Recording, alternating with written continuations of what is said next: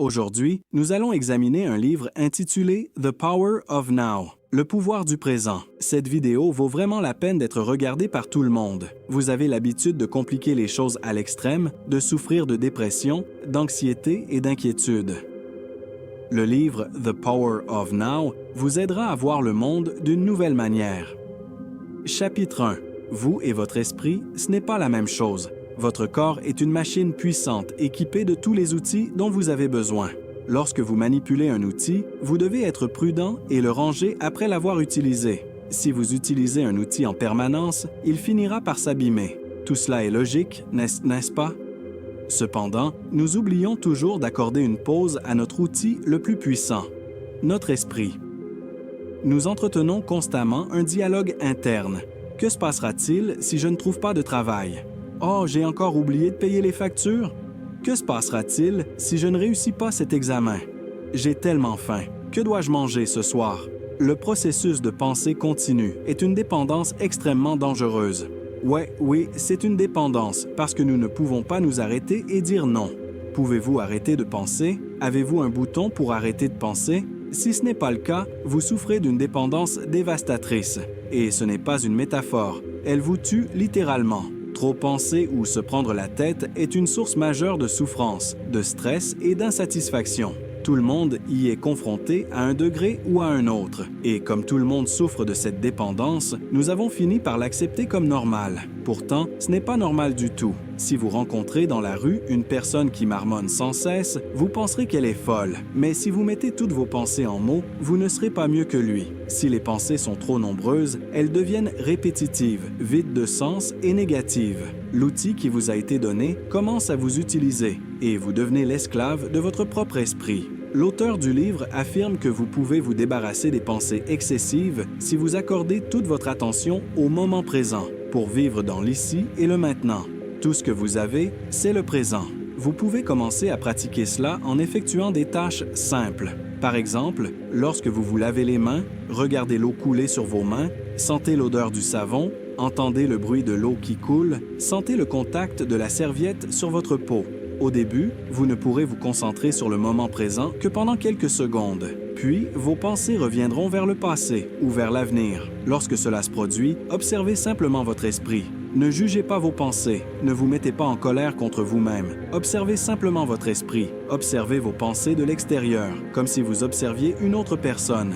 L'auteur appelle cela la contemplation du penseur. Vous vous rendrez vite compte que vous et vos pensées ne sont pas la même chose. Ce sont deux entités différentes. Il y a votre esprit et il y a vous, celui qui l'observe.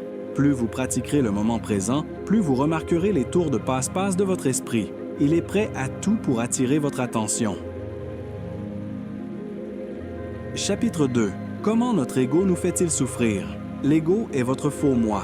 Il est formé de vos pensées et de vos souvenirs. L'ego vit dans le passé et le futur, mais jamais dans le présent. Il vous fait culpabiliser pour des choses qui ont été faites ou vous fait vous inquiéter de ce qui va arriver.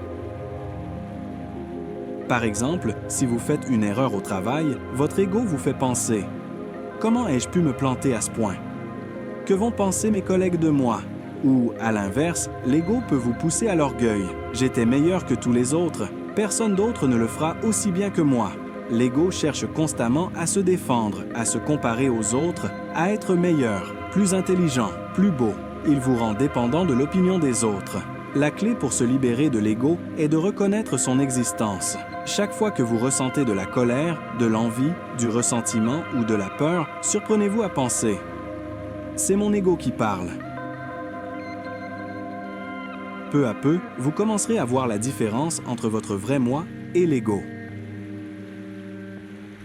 Chapitre 3. Acceptez le présent tel qu'il est. Combien de fois vous arrive-t-il de lutter contre la réalité? Par exemple, vous êtes agacé par la circulation sur la route. Vous êtes agacé par la circulation sur la route. Vous vous mettez en colère lorsque quelque chose ne se passe pas comme prévu. Vous vous sentez frustré pour les plus petites choses. Mais cela vaut-il la peine d'y consacrer du temps et de l'énergie? L'auteur du livre propose une méthode simple mais efficace. Acceptez ce qui arrive. N'essayez pas de résister au moment présent. Si vous êtes coincé dans un embouteillage, au lieu de vous énerver, Dites-vous, c'est ce que c'est la réalité, je l'accepte. Cette attitude vous libérera du stress inutile et vous donnera plus d'énergie.